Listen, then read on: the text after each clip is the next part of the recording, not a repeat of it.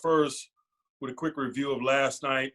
First, from an injury standpoint, I don't have a lot of new information, but I think it's safe to characterize Zach Banner as out for this week. They're still in the process of getting scans on Wiz and James Conner, but I think their forecast is a more favorable one, so we'll leave the light on for those two. So we'll make some necessary adjustments and close ranks and on a short week and see where that leads us in terms of division of labor. But we acknowledge that injuries are a part of the game, and although they are unfortunate for those men, it could mean opportunity for other deserving and capable men, just like it was on Monday night for Benny Snell, and he put that on display. In regards to the game, it was great to win. It's great to get the season started in that way. Obviously, we got a few things to work on. It was far from perfect from an execution standpoint and from a planning standpoint. We've all have room for improvement, and I'm excited about doing that with a win. A couple of things to highlight. I thought, our start lacked fluidity on offense, and for several reasons. They did some things schematically like we talked about last week, some unforeseen things because there wasn't a lot of video evidence of their playing personality. So some things caught us a little flat-footed early on schematically, but also just in terms of finding our rhythm and cohesion. Once we got that going, I thought we moved the ball more fluidly as a collective offense, and that was revealed as the game wore on. Defensively, we gave up a big play for a touchdown. We gave up a penalty on a possession down right prior to that. We had an opportunity to get off. It was 3rd and long. I thought our 3rd down defense could have been better. I think they were 8 of 15 on 3rd downs, and that's not winning football for us, although the things that we did on 1st and 2nd down largely was really impressive, particularly as it pertained to stopping the run, and that was talked about quite a bit last night. And obviously we got some work to do in terms of some of our special teams execution.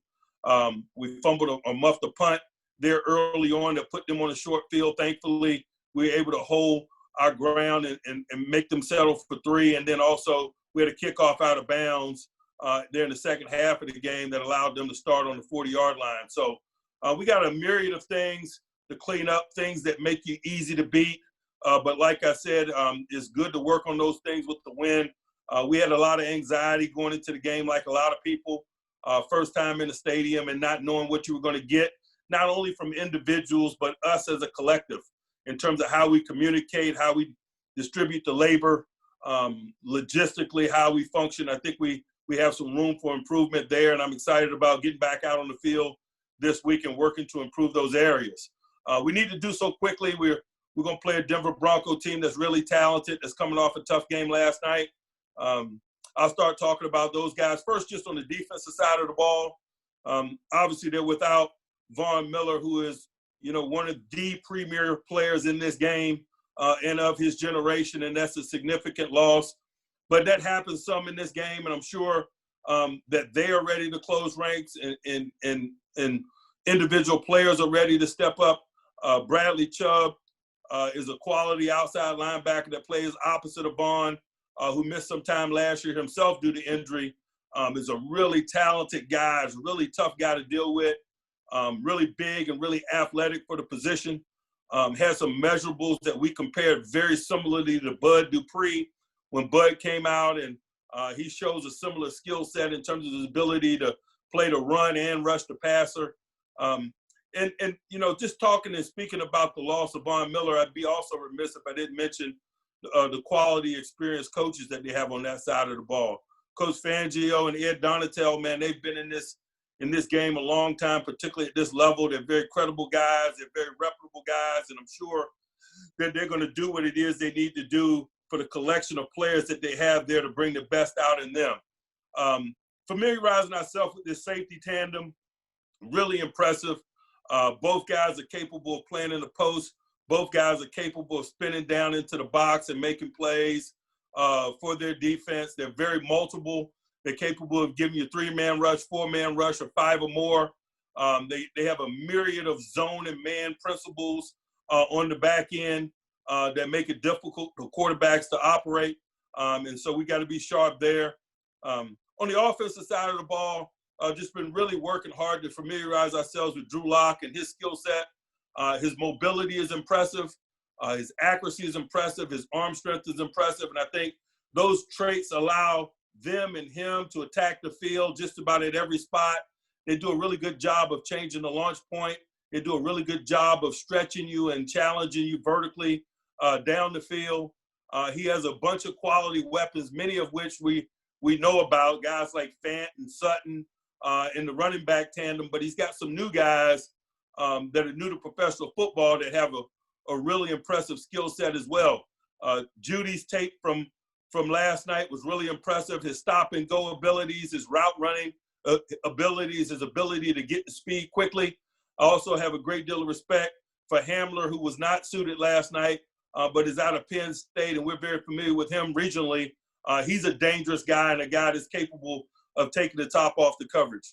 So, we got a lot of things to worry about. I didn't mention Melvin Gordon. I did mention him as a running back tandem, but Melvin Gordon is new to them, former LA Charger, top quality back, a guy that toted the mail for him last night, and a guy that we should anticipate being capable of doing that as we step into the stadium this week. We're working on a short week. We don't have a lot of in-stadium game experience. We got to be thoughtful about what we ask our guys to do and who we ask to do what. All the while, we got to collectively grow and get better. We need to assume that those that we're competing against are doing similar things, and so we better have that type of urgency, and our process better be geared toward that. But it's good to learn some of those lessons, like I mentioned, while you're winning. It's good to be sitting here after week 1 at 1-0 and having an opportunity to go into Heinz Field and do it this week in the comforts of home. Questions? Andrew Stocky, go ahead.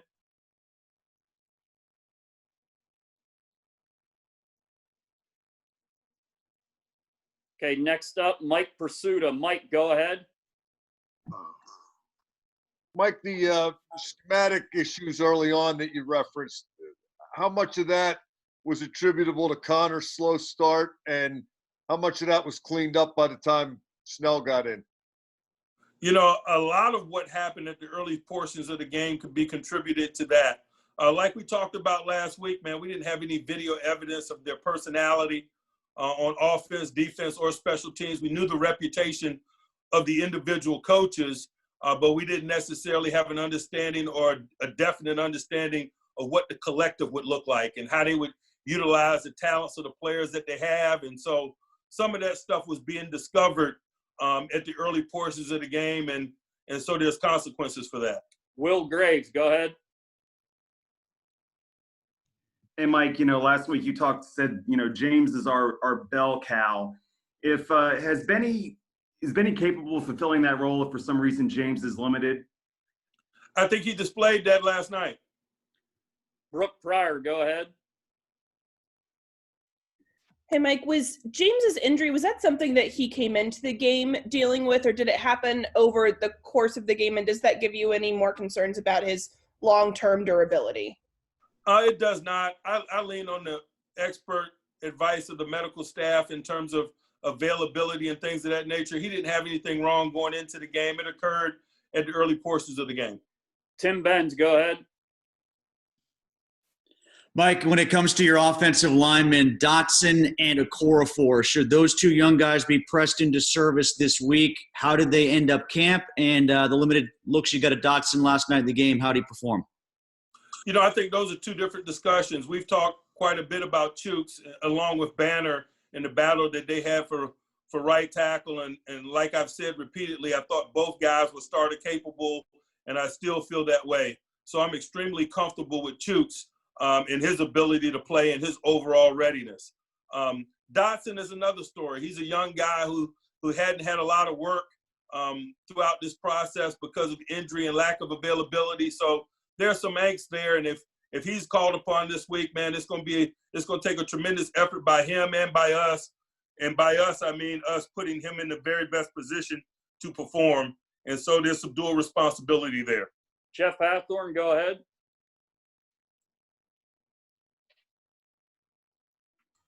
Mike, along those lines, what have you seen from Hassenauer during camp? Obviously, one of the guys to be kind of a swing guy. You know, JC's been in our program. He was on our Peace Squad last year. He's a very capable backup, a guy that we're comfortable with in terms of knowing what to do and having an understanding of his skill set. And he's an interior backup rotational player that's capable of being called upon if need be. Albie Oxenreiter. Albie, go ahead. Hi, Mike. How are you? Great. A lot was made in the offseason about playing in front of empty stadiums. With the excitement of the opener and with the anticipation of Ben's return, was that out of your mind altogether in the moment? Did it feel like you were playing a normal game under normal circumstances? You know, it felt like a normal game.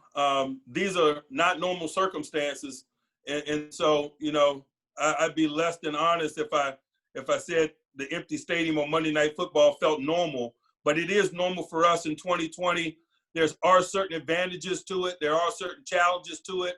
And I thought last night gave us an opportunity to familiarize ourselves with both components of that discussion, and hopefully we're better as we move forward because of it. Brian Batko, go ahead.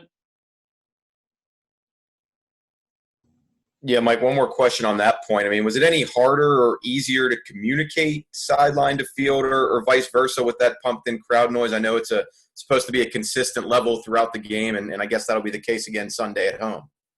It is easier to communicate than normal circumstances, but it's also easier for your opponent to hear your communication and for you to hear theirs. And so, you know, that's something that needs to be weighed in an element of the competitive atmosphere that's interesting and new to us. Rich Walsh, go ahead.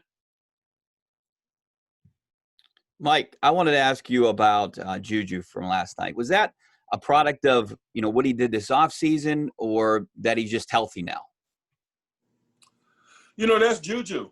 You know, he came in ready to play and he performed well. And but we've seen that from him from him the most of the time that he's been here. And so, you know, I don't know that any of us were surprised by what he delivered last night. Chris Adamski, go ahead. Mike, under the circumstances, no preseason, a strange offseason, the conditioning in a first game action, was it above the line for everybody? And did you learn anything about substitution patterns or anything that you might change going forward based off that one game? You know, I thought conditioning was on display last night. I do think that we got winded there in that one drive that they were able to put together for an extended period of time, and they went down the better part of the field, and we were able to get an interception and get off. I think fatigue became a factor there, but I think that's a natural thing this time of year when you're on the field like that. I thought our coaches did a nice job of rotating players and working to keep people fresh, and I thought the guys did a nice job of showing up ready to go in that regard. Andrew Stockey, go ahead. Mike, during the game, your team all wore Antoine Rose's name on the back of their helmets. But during the broadcast, we saw that Al Villanueva had the name of Sergeant Alwyn Cash on his helmet. Did he discuss that with you, and can you share with me the thought process as to why he did it? Yes, he did discuss that with me, and it's in line with everything that we said about participating in elements of social justice this offseason. As an organization, and myself as a head coach of the organization, we're going to support our players in however they choose to participate and express themselves, or to not participate or not express themselves, as long as they do so thoughtfully and with class. And so that has been a blanket approach that we've had. And so I think it needs no further explanation in terms of our support for Al Villanueva or anyone else in terms of what they do or doesn't do in regards to social justice, as long as they adhere to the outline that I just outlined for you. Jim Colony, go ahead.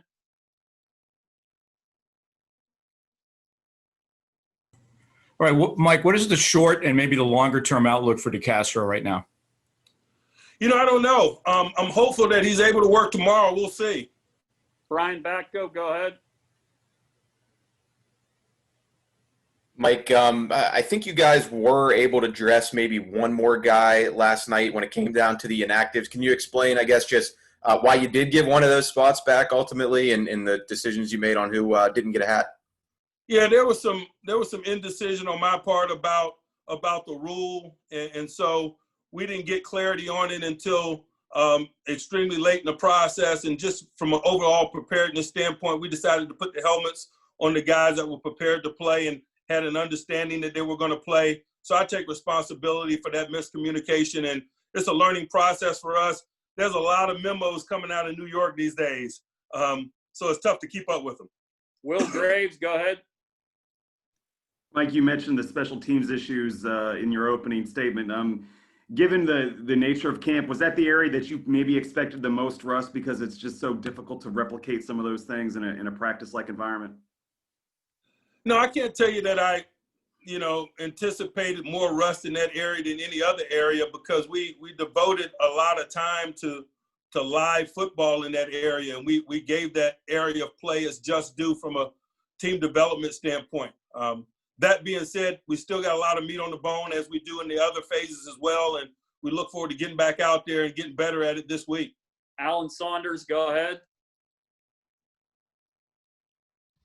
Hey, Mike, I wanted to ask about what you thought of Matt Filer's play at left guard, and without Zach Banner, would he be, I guess, the first option if you had an injury at tackle? We're making some moves in the offensive line, and so, I won't speculate on what our depth or the pecking order will be until we handle that necessary business. But I do like the play of Matt at guard. I do like the play that he had last night, and I know that he is tackle capable. And so that I'm sure that will be an element of the discussion at the appropriate time. Rich Walsh, go ahead. Mike, how much do you appreciate Bud Dupree? Not only how he handled the offseason, but what he continues to do on the field. It seemed like he was in on every play just about last night. Bud is a dangerous guy, but as is TJ. And, man, when you got an outside linebacker tandem like that in the 3-4 defense, you have an opportunity to play great defense. And we're cognizant of the contributions of those two men and appreciative of it. And that's why we're excited about the group that we have. Jeff Hathorn with the follow-up. Like, I know football can be a cold game, but how do you deal with the emotions of someone like Zach Banner that have worked so hard and now could be out for a long period of time? You said it. It can be a cold game, but it's a lot like life. We're not defined by what happens to us. We're defined by how we respond to it. And so whenever unfortunate events like that occurs, we talk openly about that. It's not that he got injured after all that he's been through and the fight that he's been through to get where he is. It's about what he does moving forward in response to it. And he's a competitor. He's a professional. And I expect him to smile in the face of adversity. All right, Coach. Thank you.